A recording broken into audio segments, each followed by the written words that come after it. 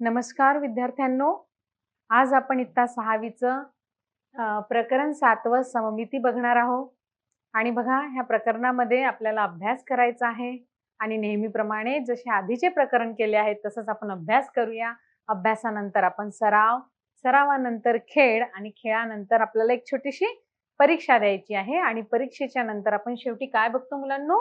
प्रश्न आणि उत्तरे बघतो. तर बघा, आजचं जे प्रकरण आहे सममिती, याच्या अभ्यासामध्ये बघा आपण सममिती काय बघणार आहोत बघूया मुलांनो. तर ह्या प्रस्तुत पाठामध्ये बघा मुलांनो, आपण सममिती, प्रतिबिंबित सममिती व आलेख कागदावर सममिती आकृत्या काढण्याचा अभ्यास करणार आहोत. तर मुलांनो, आपण प्रस्तुत पाठामध्ये काय बघणार आहोत लक्ष द्या. तर बघा, ह्या पाठामध्ये आपण सममिती, प्रतिबिंबित सममिती बघणार आहोत आणि आलेख कागदाचा आपण इथे वापर करणार आहोत. आणि आलेख कागदाचा वापर करून आपण सममिती आकृत्या काढण्याचा आपण अभ्यास करणार आहोत.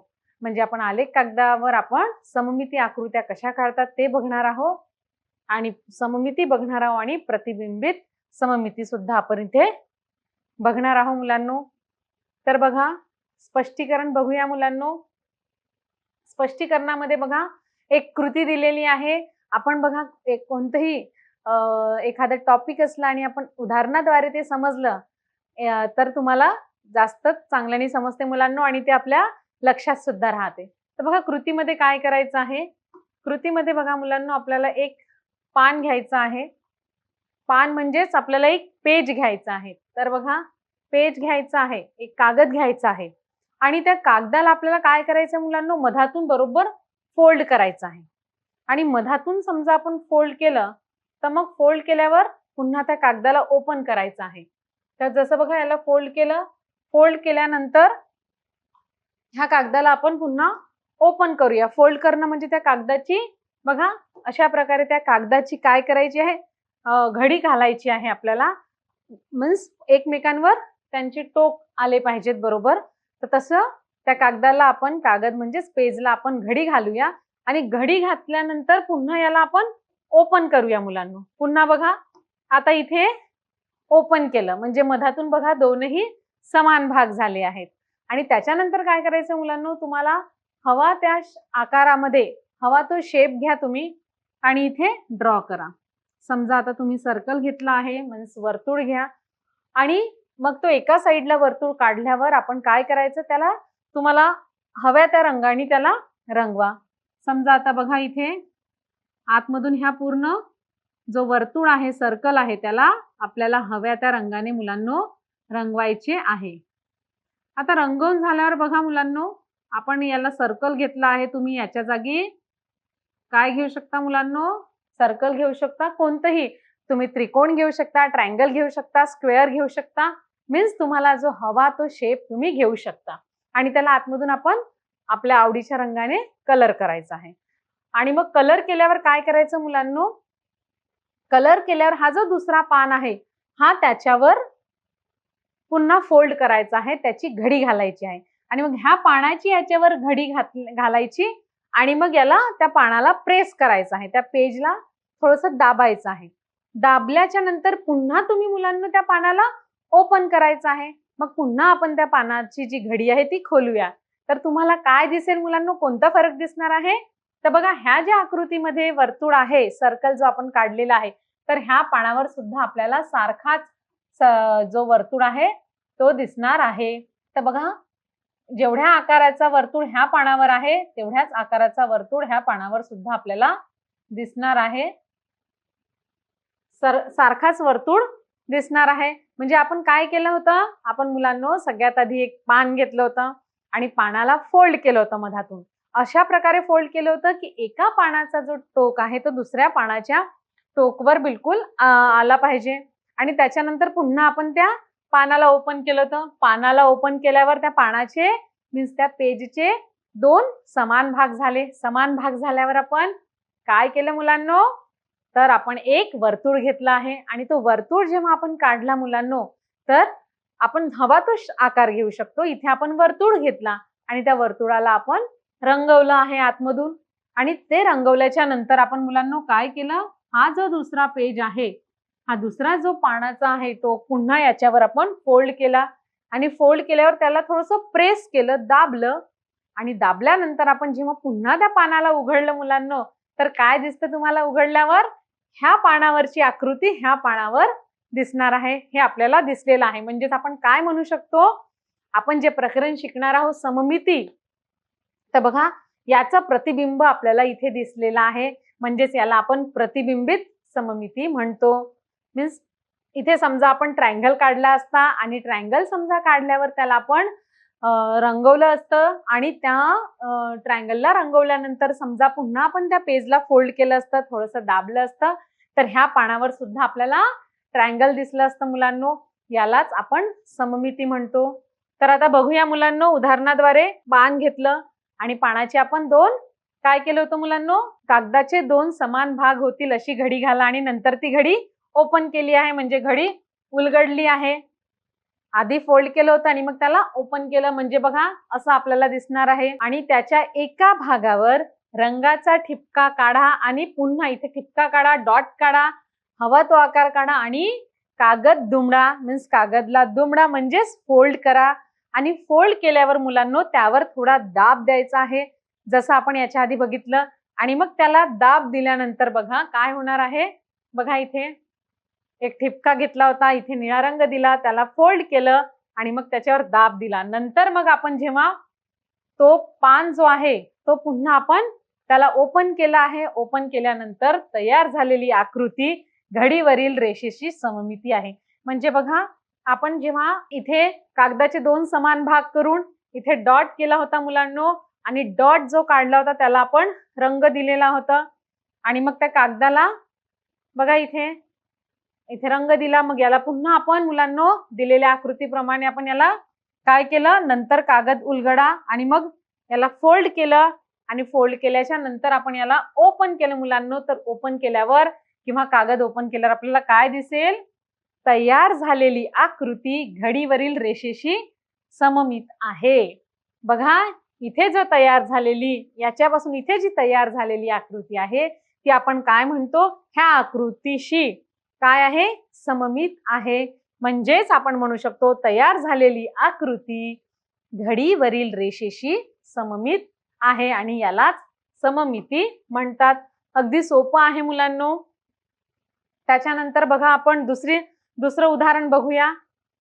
आता बघा दुसऱ्या उदाहरणामध्ये काय करायचं, आता एक कागद घ्या. पुन्हा आपल्याला एक कागद घ्यायचा आहे मुलांनो आणि काय करायचं आहे, एक दोरा घ्यायचा आहे. एक कागद घेतला आणि आपण काय केलं, त्या कागदाला एक कागद घेतला आणि त्याच्यानंतर आपण काय केलेलं आहे, कागद घेतल्यावर एक दोरा घ्यायचा आहे मुलांनो. आणि आपण ह्या साईडला काय करू, दोरा आपल्याला हव्या त्या रंगामध्ये बुडवा आणि हव्या त्या शेप मध्ये इथे ठेवायचा आहे. आणि मग इथे हव्या त्या शेप मध्ये समजा ठेवला, जसा बघा आता मी दोरा घेतला आणि दोरा मी लाल कलरचा घेतला आणि तो अशा शेप मध्ये इथे ठेवला आहे. मग याच्या मागील उदाहरणात पाहिलं तसंच आपण याला पण मग काय करू, याच्यावर फोल्ड करूया, ह्या पानाची घडी घालूया समान भागावर आणि मग त्याला थोडंसं दाबूया. तर काय दिसेल मुलांनो तुम्हाला, जसं या मागील उदाहरणात दिसलं तसंच हीच आकृती मुलांनो तुम्हाला समान याच्यावर ह्या पानावर दिसणार आहे. आकृती सारखीच दिसणार आहे मुलांनो. तर आपण म्हणू शकतो की हे आहे प्रतिबिंब, मीन्स याचं प्रतिबिंब तिथे दिसलेलं आहे, म्हणजेच आपण म्हणू शकतो की सममिती आहे. तर बघा आपण एक दोरा घ्यायचा आणि तो रंगात बुडवायचा आहे. तर बघा इथे दोरा घेतला आणि तो रंगामध्ये बुडवला आणि कागदाचा एका भागावर तो ठेवा. बघा एका भागावर दोरा ठेवलेला आहे.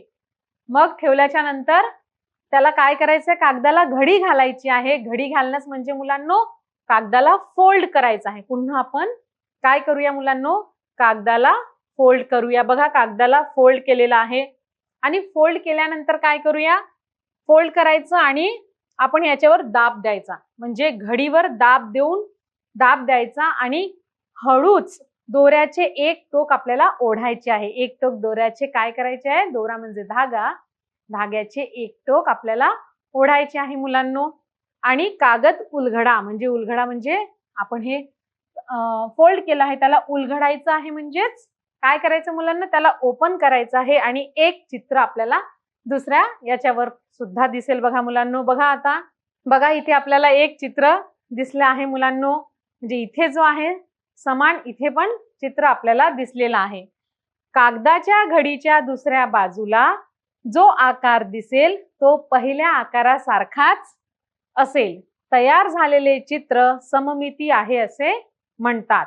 म्हणजे बघा मुलांनो, आपण इथे दोरा घेतला होता, दोऱ्याला एका रंगामध्ये बुडवलं आणि इथे एक टोक ठेवून आपण हवा त्या आकारामध्ये तो ठेवला दोरा, आणि मग काय केलं, पानाचं दुसरं टोक आपण याच्यावर फोल्ड केलं, पानाची घडी केली, आणि घडी केल्यानंतर आपण त्याला थोडंसं दाबलं मुलांनो, आणि दाबल्याच्या नंतर काय केलं, आपण हळूच दोऱ्याचा एक टोक काढून घेतला, आणि मग जो पान आपण घडी घातली होती त्या पानाला उलगडायचं, म्हणजेच ओपन केलं, आणि ओपन केल्यानंतर मुलांनो अशीच आकृती तुम्हाला हे दुसऱ्या पानावर दिसलेली आहे. याचाच अर्थ काय आहे, कागदाच्या घडीच्या दुसऱ्या बाजूला जो आकार दिसला तो पहिल्या आकारासारखाच असेल, सेम दिसत आहे, म्हणजेच याचं प्रतिबिंब इथे दिसत आहे, आणि तयार झालेले चित्र हे सममित आहे असं आपण म्हणू शकतो मुलांनो. तशा प्रकारे आपण 2 उदाहरणे बघितले मुलांनो.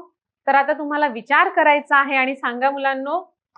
बघा आता ही बघा, ही एक काय आहे मुलांनो, काय दिसत आहे तुम्हाला, ही एक आहे ॲम्ब्युलन्स, म्हणजेच ॲम्ब्युलन्सलाच आपण काय म्हणतो मुलांनो, रुग्णवाहिका.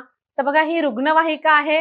आता याच्याकडे तुम्ही निरीक्षण करा मुलांनो, तर काय दिसतं तुम्हाला, समोरच हे जे लेटर दिसत आहेत ते कसे लिहिलेले आहेत बघा, आणि का बरं असे लिहिलेले आहेत, हा सुद्धा प्रश्न आपल्या मनात नक्कीच येईल मुलांनो. तर बघा हे का बरं असं लिहिलेलं आहे, कारण हा रुग्णवाहिकेचा किंवा ॲम्ब्युलन्सचा काय वापर आहे तुम्हाला माहित आहे मुलांनो. ह्या ज्या गाडीचा, रुग्णवाहिकेचा किंवा ॲम्ब्युलन्सचा यूज काय आहे, की इथे जे इमर्जन्सी पेशंट आहेत किंवा रुग्ण आहेत त्यांना घाई असते, त्या पेशंटला पटकन हॉस्पिटलमध्ये किंवा दुसरीकडे सोडून द्यायची घाई असते, कारण तर मग अशा वेळेस काय असतं, समजा ट्रॅफिक असला तर ही जी गाडी रोडावरून जाते, हे जे नाव इथे लिहिलेलं आहे मुलांना ॲम्ब्युलन्स, तर जे दुसरे वाहक लोक असतात त्यांच्या जे गाडीचे काच असते, तर त्या काचामध्ये हे कसं दिसणार आहे मुलांनो, याचं प्रतिबिंब दिसेल, म्हणजेच ते सरळ नाव दिसेल, आणि ते काय दिसेल, ॲम्ब्युलन्स दिसेल. तर मग बघा हे ॲम्ब्युलन्स तिथे दिसल्यावर मग ते जे लोक आहेत गाड्या चालवणारे, ते लोक, वाहक लोक काय करतील, रस्ता मोकळा करतील, यांच्या ॲम्ब्युलन्ससाठी जो रस्ता आहे तो मोकळा करून देतील, वाट मोकळी करून देतील, म्हणजे आरामात ही पटकन ॲम्ब्युलन्स वेगाने समोर जाईल. म्हणून हे अशा प्रकारे इथे मुलांनो दिलेले आहे. तर चला बघूया आपण, ही काय आहे मुलांनो, पुन्हा एकदा सांगते, ही आहे रुग्णवाहिका, आणि या चित्रातील वाहनावर समोर असलेली अक्षरांची रचना कोणत्या हेतूने केली आहे. बघा आताच मी तुम्हाला प्रश्न केला होता आणि उत्तर सुद्धा सांगितलं आहे. बघा का बरं अशी रचना केलेली आहे मुलांनो याची, ॲम्ब्युलन्स. तर बघा याची रचना आपण यासाठी केलेली आहे, कारण रुग्णवाहिकेतील रुग्णाला लवकर म्हणजे तात्काळ सेवेसाठी हॉस्पिटलमधून घेऊन जायचे असते, है ना. इथे इमर्जन्सी पेशंट सुद्धा राहतात, तर त्या पेशंटला, रुग्णांना तत्काळ सेवेसाठी हॉस्पिटलमध्ये घेऊन जायचे असते, त्यांना लवकर जायचे असते, आणि अशा वेळी समजा ट्रॅफिक असलं किंवा गर्दीच्या ठिकाणी समोरील वाहक चालकांना, आता बघा अशा वेळेस इथे चित्रामध्ये दिसत आहे खूप ट्रॅफिक आहे मुलांनो, आणि अशा वेळेस समजा ही ॲम्ब्युलन्स आता आपल्याला जात आहे रोडांनी, तर मग अशा वेळेस यांना लवकर पोहोचायची घाई असते मुलांनो. ॲम्ब्युलन्सच्या जो वाहन चालक आहे त्याला लवकर या पेशंटला किंवा रुग्णाला न्यायची घाई असते, तर अशा वेळी गर्दीच्या ठिकाणी समोरील वाहक चालकांना, जे आजूबाजूला गाडीवाले आहेत, तर त्या वाहन चालकांना मागून येणारी जी ॲम्ब्युलन्स आहे, ही रुग्णवाहिका आहे, ती दिसून ही अक्षरे त्यांच्या वाहनावरील आरशात त्यांना सहज वाचता येतील मुलांनो. कारण बघा हे जे ॲम्ब्युलन्स लिहिलेलं होतं याचं जे प्रतिबिंब आहे ते त्यांच्या काचामध्ये, गाडीच्या काचामध्ये सहज दिसेल आणि ते सहज वाचू शकतील. आणि बघा मग ते जे वाहक आहेत आजूबाजूला रोडावरचे, ते लोकच आपल्या काचामध्ये त्या ॲम्ब्युलन्सचं नाव वाचू शकतील आणि मग त्याच्यामुळे त्याप्रमाणे ते बाजूला होतील आणि रुग्णवाहिकेला मार्ग मोकळा करून देतात.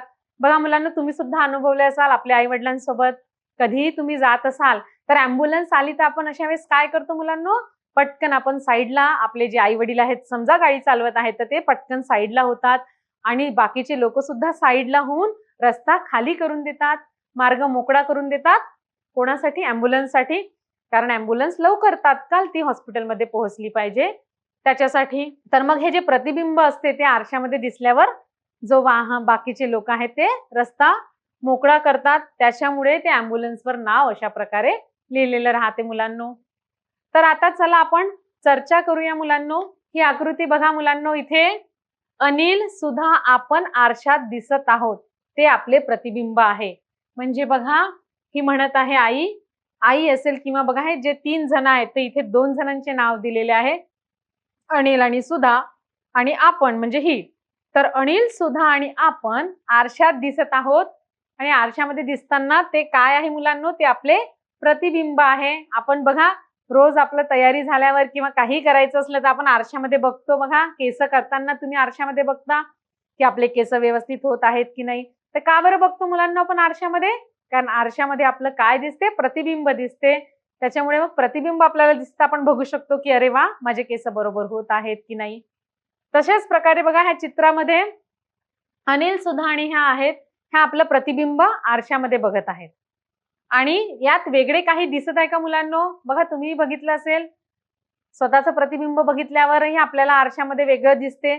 समजा आपण कोणती वस्तू उजव्या हातात पकडली आहे तर आरशात बघितल्यावरती मुलांनो नक्कीच आपल्याला डाव्या साईडला दिसते. तर तशीच मुलांनो इथे सुद्धा बघा, यांना चित्रामध्ये आपल्याला बघा चित्रामध्ये काय वेगळेपणा दिसते ते आपण बघूया. इथे बघा ही जी आहे, तर यांनी जो बॅच आहे, हा बॅच आहे तो मी डाव्या बाजूला बॅच लावलेला आहे. हा जो बॅच आहे तो कोणत्या बाजूला लावलेला आहे मुलांनो? डाव्या बाजूला लावलेला आहे, पण इथे तो उजव्या बाजूला दिसत आहे. हा उजव्या बाजूला आहे आणि हा डाव्या बाजूला दिसत आहे. तसंच हा मुलगा आहे, तर मुलगा आणि याचे जे अंतर आहे मुलांनो, ते अंतर कसं दिसत आहे आपल्याला? हा मुलगा म्हणतो मी आरशापासून जो उभा आहो तर समान अंतरावर उभा आहो. मी आरशापासून जेवढ्या अंतरावर उभा आहे तेवढ्याच अंतरावर इथे समोर दिसत आहे. त्याच्यात काही फरक होत नाही मुलांनो. म्हणजेच ह्या मुलाचं म्हणणं आहे की मी जेवढ्या अंतरावर ह्या आरशापासून उभा आहो तेवढ्याच अंतरावर आरशापासून माझे प्रतिबिंब दिसत आहे. मग बघा त्याच्यानंतर यांचं साडीचा जो पदर आहे मुलांनो, तो बघा ते पण आरशामध्ये वेगळं दिसत आहे. बघा ह्या ज्या बाई आहेत तर ह्या बाईंच्या साडीचा पदर डाव्या खांद्यावर आहे मुलांनो. हा पदर डाव्या खांद्यावर आहे, पण आरशाच्या प्रतिबिंबमध्ये हा जो पदर आहे तो कोणत्या बाजूला दिसत आहे मुलांनो? उजव्या बाजूला दिसत आहे. बघा आणि आपण आपले प्रतिबिंब हे आरशाच्या संदर्भात सममित आहे. म्हणून हे लोक म्हणत आहे की यांचे जे प्रतिबिंब आहे ते आरशाच्या संदर्भात कसं आहे मुलांनो? सममित आहे असं आपण म्हणू शकतो. प्रतिबिंबित सममिती म्हणजे काय असते आपण आता ते बघून घेऊया मुलांनो. प्रतिबिंबित सममिती, तर बघा मुलांनो इथे वेगवेगळे असे 3 लेटर घेतलेले आहेत. इथे बघा ए, एच आणि एम अशा प्रकारचे 3 वेगवेगळे काय घेतले आहेत तिथे मुलांनो? लेटर्स घेतलेले आहेत, अल्फाबेट्स घेतलेले आहेत, कॅपिटल अल्फाबेट. तर ए, एच, एम ही इंग्रजीतील अक्षरे मोठ्या आकारात वेगवेगळ्या कागदावर काढायची आहे. बघा सगळ्यांसाठी इंडिव्हिज्युअली वेगळा वेगळा पान घ्यायचं आहे. ह्याच ए साठी वेगळं पान, एच साठी वेगळं पान आणि एम साठी सुद्धा वेगळं पान घ्यायचं आहे. म्हणजे बघा मुलांनो, 3ही जे अल्फाबेट्स आहेत, 3ही लेटर्स आहेत, त्यांच्यासाठी वेगवेगळे आपल्याला पानं घ्यायची आहेत आणि त्या पानांवर हे अक्षर काढायचं आहे मुलांना. तर तुम्ही नक्की काढून बघा.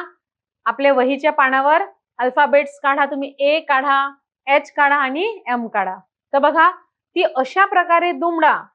आता बघा समजा आपण हे एक पान घेतलेलं आहे मुलांनो आणि हा दुसरं पान आहे, हे तिसरं पान आहे. तर बघा इथे आपण जो ए काढतो तर ए ला आपण ए काढल्यावर त्याला असं फोल्ड करायचं आहे की ती अशा प्रकारे दुमडा किंवा फोल्ड करा की त्याचे दोन भाग तंतोतंत जुळतील. म्हणजे बरोबर बघा, पहिल्या पानाचा एंड आपण फोल्ड असा करायचा की दुसरा एंड त्याच्यावर बरोबर मर्ज झाला पाहिजे, तंतोतंत जुळला पाहिजे. म्हणजे याला असं फोल्ड करूया की हा जो अर्धा ए आहे हा याच्यावर बरोबर फोल्ड झाला पाहिजे, त्याचे दोन भाग तंतोतंत जुळतील. असं हे तीनही लेटरच्या बाबतीत मुलांना आपल्याला करायचं आहे. जसं एच्या बाबतीत करायचं आहे तसंच एच आणि एमच्या बाबतीतही आपल्याला मुलांना सेम तसंच करायचं आहे. ज्या रेषेवर दुमडून आकृतीचे दोन समान भाग मिळाले ती रेषा ठिपक्यांनी दाखवा. म्हणजे काय केलं होतं, एक पान घेतलं होतं आणि त्या पानावर समजा हे पान आहे बघा, पान बिलकुल सारखं घ्यायचं. आता समजा हे जे पान घेतलं आहे मुलांनो, तर त्या पानावर काय करायचं आहे, ए अक्षर लिहायचं आहे, पण तो असा फोल्ड करायचा आहे ए किंवा एच किंवा एम की याचा जो पानाचा ए हे जे आहे एक टोक हा याच्यावर दुसऱ्या टोकावर तंतोतंत मिळेल. आणि मिळाल्यानंतर मग आपण याला पुन्हा ओपन करायचा आहे. तो ओपन केल्यावर बघा, आपण इथे असा दुमडला होता आणि मग याला ओपन केलं तेव्हा ही जी रेषा मिळत आहे मुलांनो, सरळ रेषा जी मिळाली आहे, ज्या रेषेवर दुमडून आकृतीचे बघा दोन कसे समान भाग झालेले आहेत. वेगळे भाग झालाय का, इकडे अर्ध तुम्हाला असं दिसत आहे का मुलांनो, ह्या साईडला कमी आहे आणि ह्या साईडला जास्त आहे, असं दिसत आहे का नाही?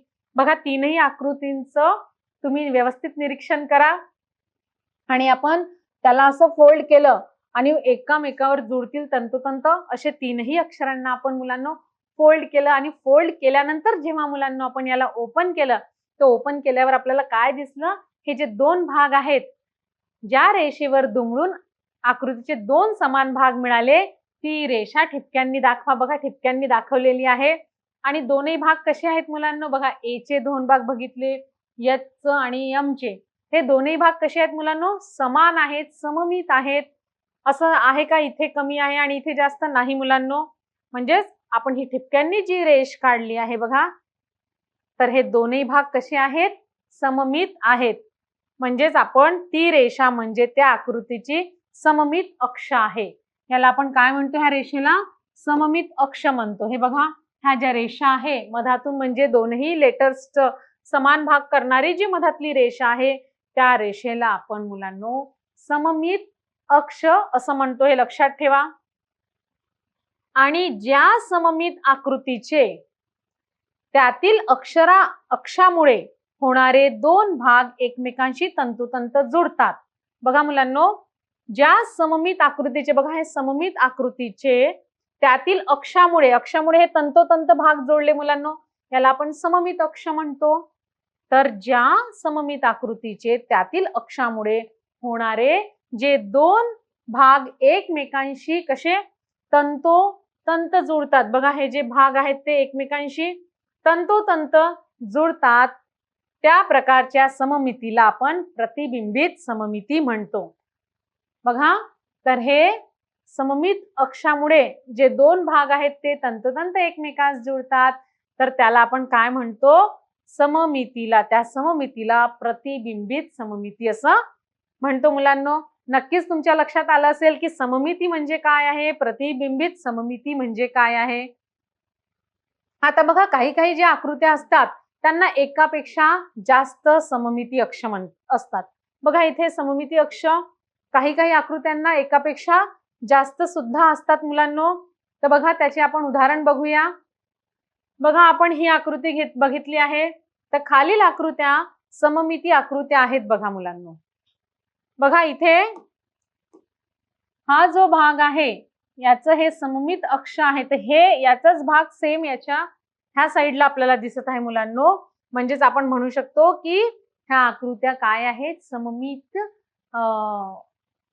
प्रतिबिंबित सममित आहेत, आपण असं म्हणू शकतो. यांना आपण प्रतिबिंबित सममित आकृत्या म्हणू शकतो. इथे सुद्धा बघा ए चा भाग केलेला आहे, इथे सुद्धा बघा. पण काहीला काय असतात मुलांना, एकापेक्षा जास्त सममित अक्ष असतात. तर इथे बघा सममित अक्ष किती आहे, एकच आहे मुलांनो. इथे ए ला आपण केलं म्हणजे सममित अक्ष म्हणजे अशा प्रकारे ती रेषा भाग आपण भागतो की दोनही भाग कसे पाहिजेत मुलांनो, ह्या साईडचा आणि ह्या साईडचा समान पाहिजे. तर म्हणजे इथे बघा सममित अक्ष 1 आहे, इथे सुद्धा 1 आहे. पण आपण बघितलं आहे काही काही आकृत्यांमध्ये सममित अक्ष एकापेक्षा जास्त असतात. तर बघा आपण हे बघितलेलं आहे, हेक्सागॉन आहे म्हणजे याला 6 साइड्स आहेत. तर बघा याला आपण सममित अक्ष बघूया, म्हणजे षटकोन म्हणतात याला. तर बघा याचे सममित अक्ष मध्ये केले तर 1 आणि 2, म्हणजे याचे सममित अक्ष किती आहेत मुलांनो? 2 आहेत. म्हणजेच असं आवश्यक नाही आहे की कोणत्या आकृतीला सममित अक्ष एकच असेल. कोणाला 1 राहू शकते किंवा एकापेक्षा जास्त राहू शकतो. आणि काही काही अशाही आकृत्या आहेत ज्यांना काहीच सममित अक्ष नसतात मुलांनो. जसं आपण झेड बघितलं मुलांनो, तर झेड बघितलं तर झेडला बघा मुलांनो सममित अक्ष असेल का? नाही, याला काहीच सममित अक्ष नसतो. तर म्हणजे लक्षात हा पॉइंट ठेवायचा की काही आकृत्यांना एक सममित अक्ष असतो. जसं ए बघितला तर ए ला मुलांनो इथे एक सममित अक्ष आहे. आपण काही आकृत्या बघितल्या, जसं आता षटकोन बघितलं हेक्सागॉन, तर त्याला 2 सममित अक्ष होते आणि याला एकही सममित अक्ष नाही. आता अजून उदाहरण बघूया मुलांनो. तुम्ही झाडांच्या, हे बघा 2 पानं आहेत, झाडांच्या पानाचे निरीक्षण केले आहे का? बघा कोणतेही पान घ्या. आता आपण इथे हे पान तुमच्या समोर दिसत आहे, तर याचं तुम्ही निरीक्षण करा मुलांनो. आणि निरीक्षण केल्यावर तुम्हाला काय दिसते बघा, इथे ही जी शीर आहे, त्याला आपण शीर म्हणतो, ही जी शीर आपल्याला दिसत आहे मुलांनो, ती कशी शीर आहे? समान. बघा हे शिरीतून समजा आपण हा एक पान ह्या दुसऱ्या पानावर फोल्ड केलं तर याचं काय होईल? समान भाग होईल. याला पण इथे फोल्ड केलं तर असं होणार आहे का? ह्या पानावर समजा हा पान दुमडला तर हा इकडे एक्स्ट्रा जाणार आहे का जास्त? नाही. ह्या पानावर हा पान फोल्ड केला तर बरोबर समानच येणार आहे मुलांनो. ह्या पानाचंही तसंच आहे, म्हणजे दोन्ही भाग याचे कसे समान आहेत, म्हणजेच हे सममित प्रतिबिंब आहेत आपण म्हणू शकतो. आणि काही काही पानांचा आकार वेगळा असतो मुलांनो. पण इथे बघा पानाच्या मधल्या शिरेमुळे, बघा इथे पानाच्या ह्या ज्या मधल्या शिरेमुळे आहे, तर त्याच्यामुळे काय झालं मुलांनो, पानाच्या मधल्या शिरेमुळे पानाचे 2 कसे भाग झाले आहे मुलांनो? समान भाग झालेले आहेत. बघा ही मधली शिरा आहे, याच्यामुळे पानाचे समान भाग झालेले आहेत बघा. आणि जर पान दुमडले, समजा पानाला फोल्ड आपण केलं, जसं कागदाचं आपण वगैरे फोल्ड करून उदाहरण बघितले, तसं इथे जे हा पान आहे त्या पानाच्या ह्या मधल्या शिरामुळे याचे समान 2 भाग झालेले आहेत. आणि जर हे पान दुमडले तर पानांच्या कडा एकमेकांवर तंतोतंत जुळतील. जुळतात ना मुलांनो? जुळतात म्हणजेच याचा अर्थ हे सममित आहे, प्रतिबिंबित सममित आहे आपण असं म्हणू शकतो. बघा हे पान ह्या पानावर दुमडल्यावर बघा तर पानाचे भाग हे पानाच्या मधल्या शिरेशी कसे आहेत? सममित आहे असं आपण म्हणू शकतो. कारण दोन्ही भाग सारखेच येणार आहे असं नाही होणार आहे की हा भाग जास्त येईल हा भाग कमी. आणि ह्यालाच आपण काय म्हणतो मुलांनो? ही आहे प्रतिबिंबित सममिती आहे. तर बघा मुलांनो, प्रतिबिंबित सममितीचे आपण उदाहरणे बघितलेले आहेत आणि तुमच्या नक्की लक्षात हा जो कन्सेप्ट आहे तो आला असेल की कशाला आपण प्रतिबिंबित सममिती म्हणतो. तर आता बघा प्रतिबिंबित सममितीचे आणखी आपण एक उदाहरण बघूया. तर मुलांनो आता आपण प्रतिबिंबित सममितीचे अजून एक उदाहरण बघूया. बघा इथे आपल्या डोक्यापासून पायापर्यंत डोक्याच्या मधोमध जर आपण अक्ष काढला, बघा आपलं एक मानवी शरीर घेतलेलं आहे आणि ह्या मानवी शरीर मध्ये बघा बरोबर मधातून सेंटर मधून आपण मधोमध जर आपण एक अक्ष काढलेला आहे तर काय दिसेल मुलांनो? हा भाग आणि हा भाग कसा दिसेल आपल्याला? समानच दिसणार आहे. म्हणजे हे सुद्धा प्रतिबिंबित सममितीचे उदाहरण आहे मुलांनो. तर बघा तर शरीराच्या दोन्ही बाजूंचे भाग एकमेकांशी तंतोतंत जुळतील. समजा इथे मधातून आपण हा जो अक्ष काढला आहे तर शरीराच्या दोन्ही बाजूंचे जे भाग आहेत ते एकमेकांशी कसे जुळतील मुलांनो? तंतोतंत जुळतील. म्हणजेच याला आपण काय म्हणूया? प्रतिबिंबित सममिती म्हणूया.